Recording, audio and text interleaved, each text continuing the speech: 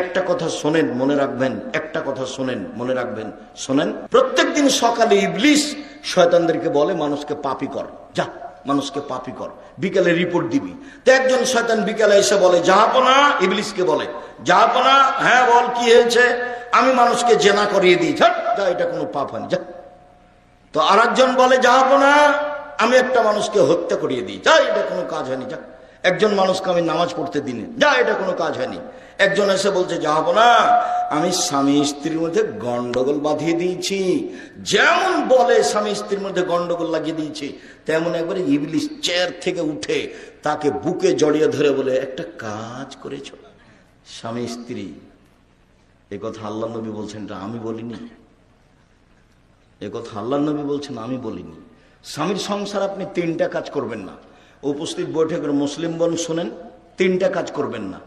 এক, অভিমান করবেন না। অভিমান কি জিনিস?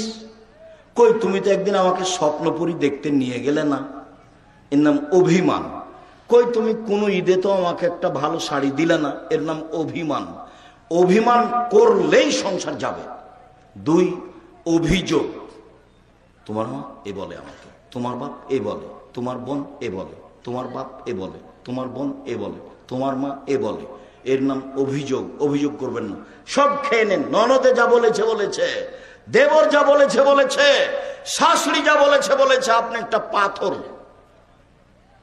আরে আপনি এটা সহ্য করছেন না কেন? আমাকে এমনও কিছু কিছু গালি দেয় মানুষ, গালিটা শুরু করে আমার মাকে দিয়ে। এর পরেও আমি তাকে বলি, যখন কথা বলা শেষ করে তখন আমি বলি যে, ভাইজান আবার